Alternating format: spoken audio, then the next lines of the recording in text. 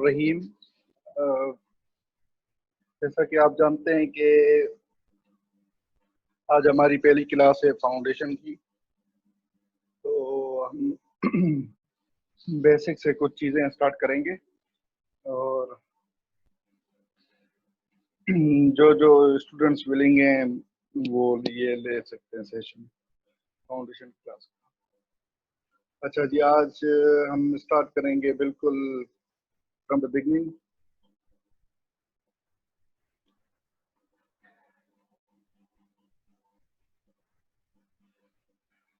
अच्छा जी, first of all कि किसी भी लैंग्वेज को सीखने के लिए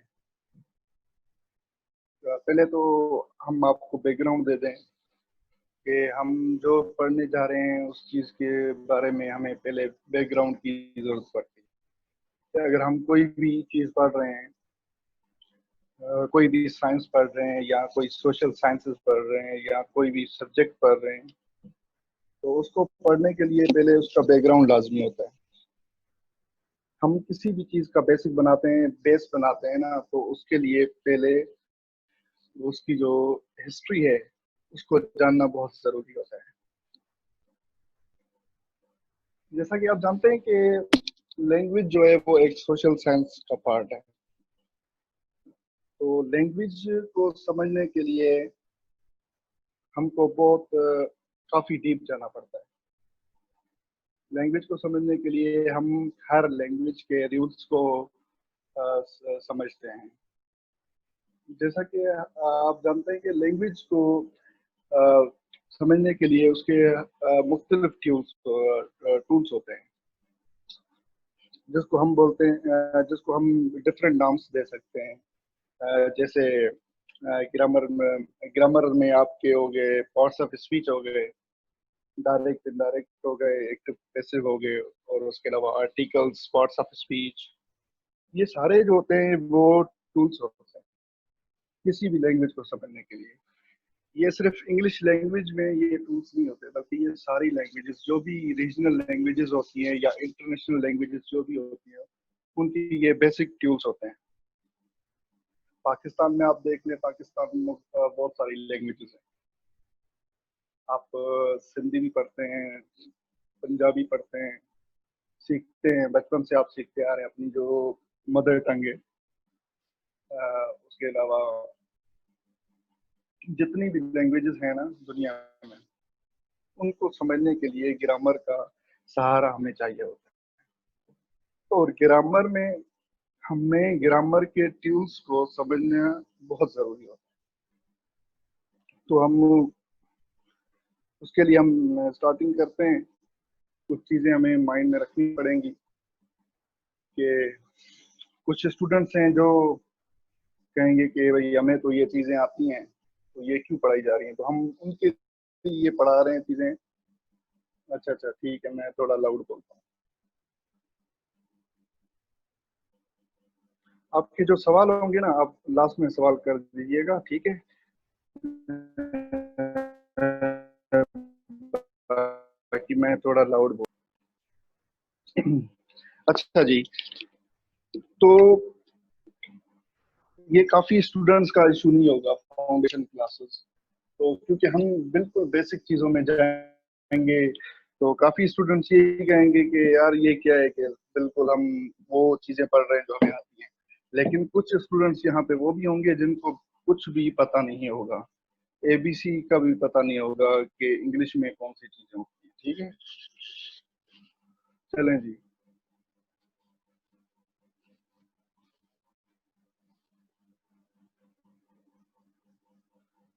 पहले हम पढ़ेंगे, बिल्कुल बेसिक पे जा रहे हैं। वो वर्ड का तो आपको पता है सारा कि वर्ड क्या होता है, लेटर्स, ये चीजें आप बिल्कुल से पहले से पढ़ते आ रहे हैं। हम स्टार्टिंग जो करेंगे हमारी फाउंडेशन की क्लास, वो हम स्टार्ट कर रहे हैं सेंटेंस से।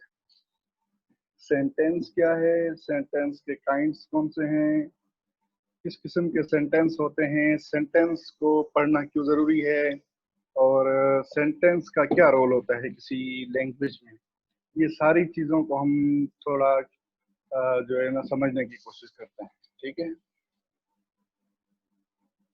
अच्छा जी, हम बचपन से पढ़ते आ रहे हैं, सेंटेंस की डेफिनेशन है a group of words which gives a complete meaning or complete sense is called sentence. तो हम थोड़ा इसको ना मॉडिफाई करके, थोड़ा डिफरेंट करके एक चीज को पढ़ते हैं कि सेंटेंस क्या है।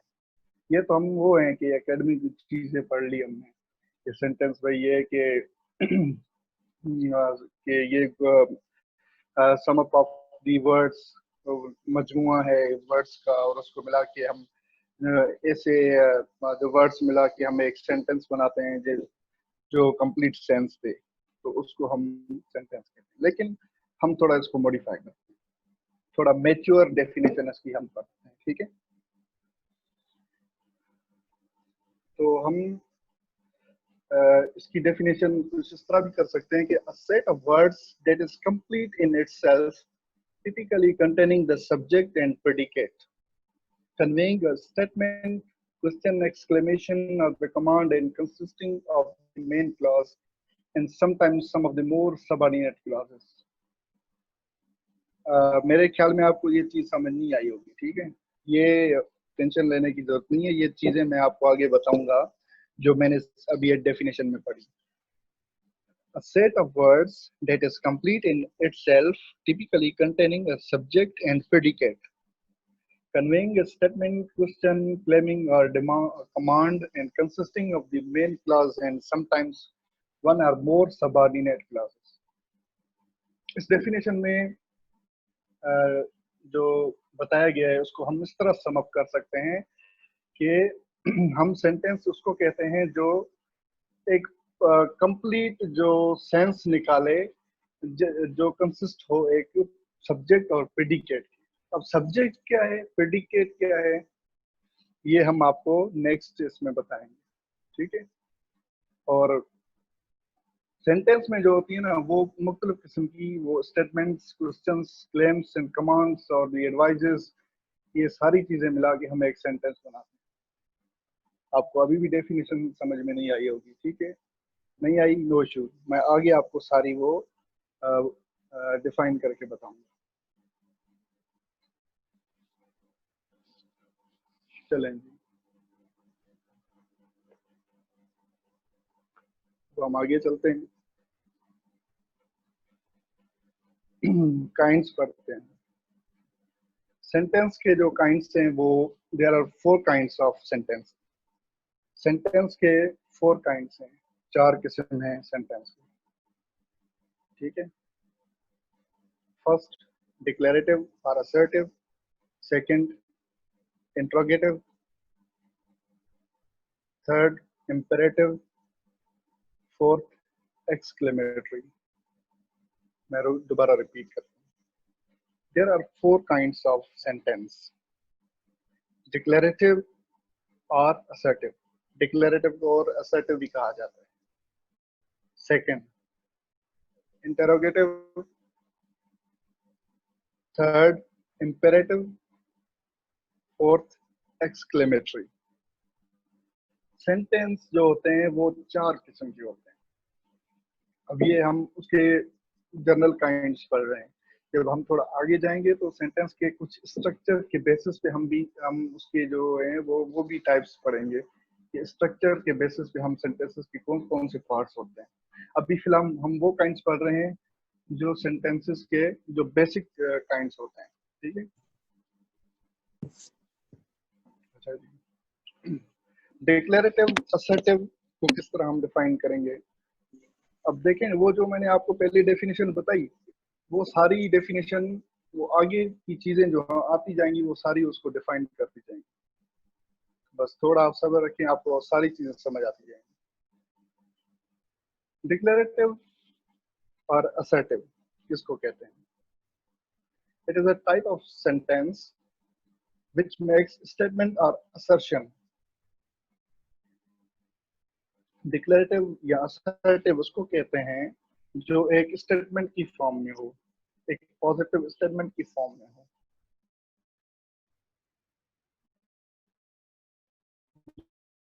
असर्शन हो, कोई हम कोई जब वो बयान करते हैं उसको असर्शन कहते हैं। या इसको स्टेटमेंट की फॉर्म में हम उसको लिखते हैं। For example, he went to join new job, he went to join a new job. अब ये स्टेटमेंट होगी, फुल स्टॉप आ जाएगा लास्ट में, ठीक है, उसने एक statement they the. Number second, interrogative, a type of sentence in which we ask a questions, जिसमें हम सवाल करते हैं, क्वेश्चंस पूछते हैं। मैम मृदा, ये आप मुझे होस्ट कर दें, ताकि हो सकता है कि मैं वो यूज कर लूँ, स्क्रीन ठीक है यूज सर, कर लूँ, मैं व्हाइट करती हूँ आपको। बोर्ड।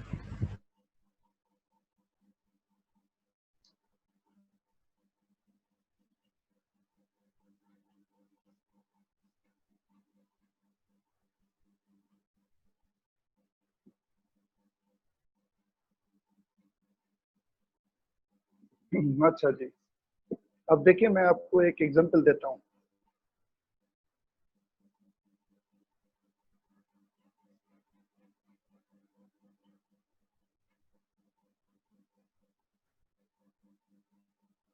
अब मैं थोड़ा बड़ा लिख रहा हूँ, मोबाइल यूज कर रहा हूँ ना, तो इसलिए।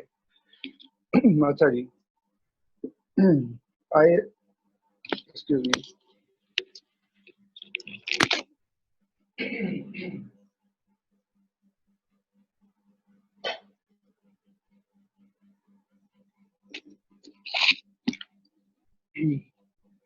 सॉरी।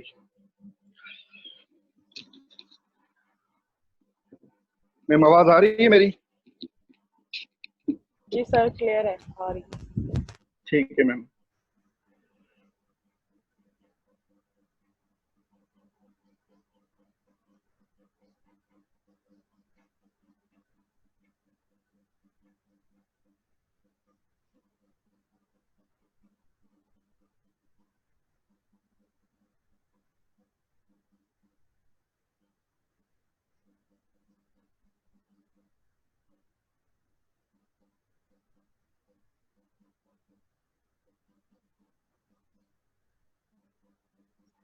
अच्छा, ये स्क्रीन आपको नजर आ रही होगी मैम?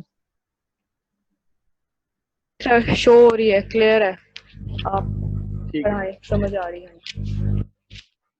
तो ये मैंने जो सेंटेंस लिखाया है, स्टार्टेड क्लास एट 10 PM, तो यहाँ पे ये स्टेटमेंट हमें शो करती है कि आप कोई भी चीज एक बयान कर रहे हैं, ठीक है। I started class at 10 PM, या आप कोई दूसरा एग्जाम्पल उठा लें कि I have started preparation for CSS, ठीक है। इस तरह के सेंटेंसेस जो आपको कोई चीज बयान कर रहे हो, आप उसको डिक्लेरेटिव और असर्टिव सेंटेंस कहते हैं, ठीक है, जो स्टेटमेंट की फॉर्म में हो, ठीक है। अभी सेकंड पार्ट,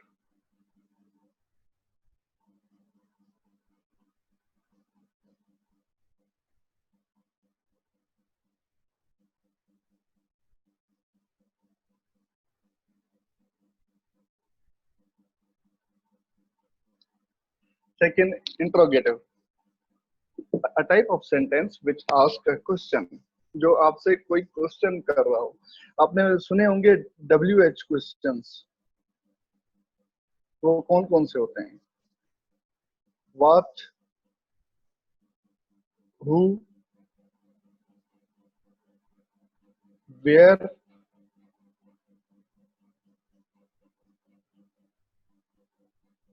whom,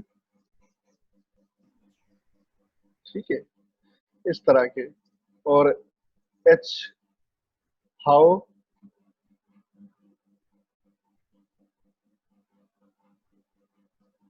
ये जो क्वेश्चंस होते हैं ना, ये WH questions,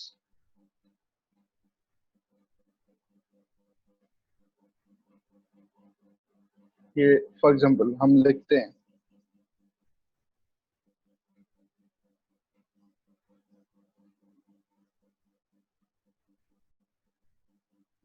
where did she join. जिस सेंटेंसेस में इस तरह के क्वेश्चंस हो या लास्ट में क्वेश्चन मार्क हो तो उसको हम इंट्रोगेटिव सेंटेंसेस कहते हैं। अच्छा जी, आगे चलते हैं। Imperative sentences. इंपरेटिव सेंटेंस वो सेंटेंसेस होते हैं, a type of sentence which show a command, order, warning, prohibition, advice, instructions, request। imperative में हम इस तरह करते हैं कि हम कोई भी किसी को कमांड करते हैं। फॉर एग्जाम्पल, किसी को आपने कह दिया शट द डोर, या आपने किसी को रिक्वेस्ट कर दी kindly fetch me the water. एक मिनट,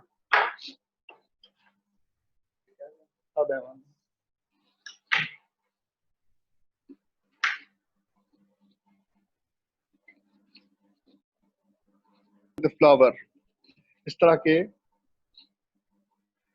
जो सेंटेंसेस होते हैं जिसमें आप ऑर्डर करते हो, जिसमें आप कमांड देते हो। शट द डोर, ये आपका कमांड में आ गया, ऑर्डर में आ गया। डोंट डू इट अगेन, ये आपकी वार्निंग में आ गया। ठीक है। काइंडली फोकस ऑन स्टडीज, ये आपकी एडवाइस में आ गई। ठीक है। तो इस तरह के जो सेंटेंसेस होते हैं हम उनको कहते हैं इंपरेटिव सेंटेंसेस। अच्छा जी, फोर्थ टाइप हमारे पास आता है एक्सक्लेमेटरी सेंटेंस। एक्सक्लेमेटरी सेंटेंस हम उसको कहते हैं type of sentence, a type of sentence that shows strong feeling or excitement, जो strong feeling और excitement show करे। For example, alas he kicked the bucket, मतलब वो मर गया। तो हम ये गम का इजहार करते हैं। kick the bucket means died, passed away। ठीक है। alas, हुर्रा, ओ, इस तरह की जो हम फीलिंग्स शो करते हैं, सैड, जॉय, इस तरह की जो हम फीलिंग्स जो एक्सप्रेस करते हैं सेंटेंसेस में, हम उन सेंटेंसेस को एक्सक्लेमेटरी सेंटेंसेस कहते हैं। ठीक है। अब ये हो गया हमारे सेंटेंस के काइंड्स। कितने काइंड्स हो गए? 4 काइंड्स। डिक्लेरेटिव और assertive, interrogative, imperative, exclamatory. 4 kinds. Declarative और असर्टिव, इंट्रोगेटिव, इंपेरेटिव, एक्सक्लेमेटरी। अच्छा जी, एक बात आप याद रख लें, अब जब भी कोई सेंटेंस लिखते हैं ना, अगर उस सेंटेंस में वर्ब ना हो ना, वो सेंटेंस ही नहीं है। ये मैं आपको बता दूं। अब देखें, बेशक आपके सेंटेंस में अगर कोई सब्जेक्ट नहीं होता ना, या कई जगह पे ऑब्जेक्ट ना हो, तो फिर भी आप काम चला सकते हैं सेंटेंस में। लेकिन अगर आपके पास वर्ब नहीं है ना, आप सेंटेंस आप नहीं बना सकते, सेंटेंस बनेगा ही नहीं। आपको मैं एग्जांपल देता हूँ। डू इट, डू वर्ब आपका, इट आपका ऑब्जेक्ट।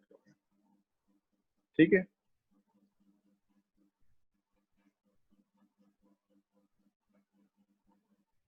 अब आपके पास एक ये सेंटेंस है, दे सेड। बेशक आपके पास इधर ऑब्जेक्ट नहीं है, यहाँ पे सब्जेक्ट है, यहाँ पे वर्ब है। ठीक है। इनमें से आपका वर्ब का होना कंपलसरी है। वर्ब नहीं होगा तो आपका सेंटेंस नहीं बनेगा। ठीक है। चलो, ये तो बेसिक चीजें आपको समझ आ गई। यहाँ पे अगर कोई आपको क्वेश्चन है तो आप पूछ सकते हैं फिलहाल, नहीं तो फिर हम आगे बढ़ते हैं।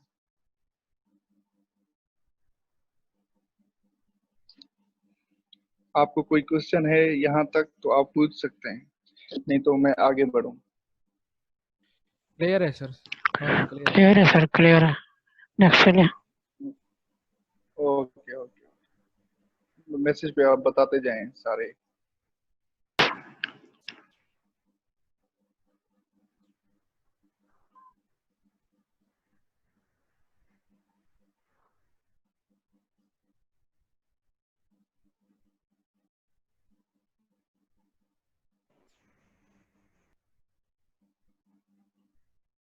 जी जी बिल्कुल बिल्कुल बिल्कुल। व्हाट इज योर नेम, ये सेंटेंस है सर। वर्ब है ना, इज क्या है? हेल्पिंग वर्ब तो है ना।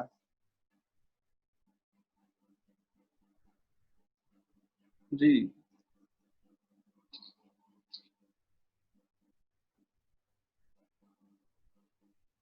दुनिया का आप कोई भी जुमला उठा के देख लें, कोई भी कहीं से उठा के ले आए, आपका अगर वो नहीं है, वर्ब नहीं है, तो आपका सेंटेंस नहीं बनेगा। चलें जी, आगे चलते हैं।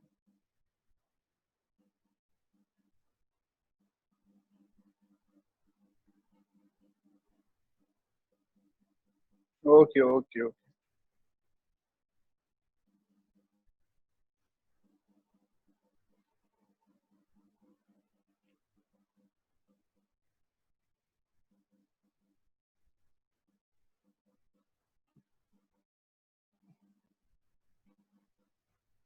आज मैं खुद थोड़ा स्लो चल रहा हूँ, ताकि ना जो जिनका बेस बिल्कुल नहीं बना हुआ, तो उसके लिए ना थोड़ा सा इजी बन जाए, ताकि हम उनको प्रैक्टिस के लिए भी कुछ काम देंगे, वो आगे काम करते रहें। प्रैक्टिस से सारी चीज़ होंगी। उनको लिखने का मैं काम दूंगा, वो लिखेंगे, काम करेंगे, और उस पर ज़्यादा से ज़्यादा प्रैक्टिस करेंगे तो वो चीज़ उनके माइंड में रहेगी।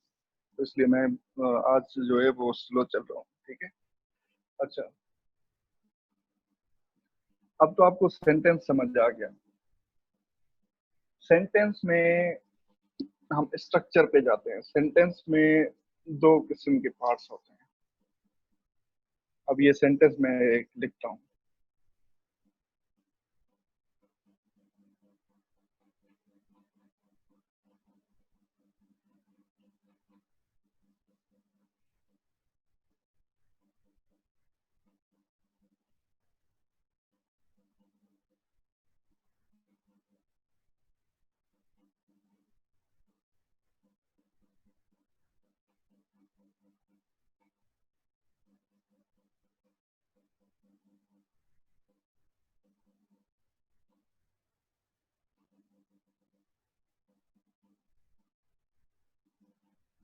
आई डिड ग्रेजुएशन फ्रॉम नमल।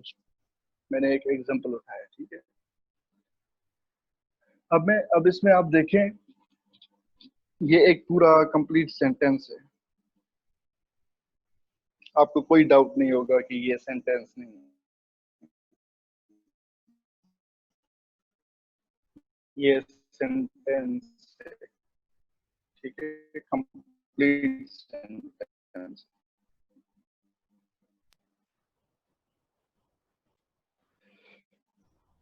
तो इसमें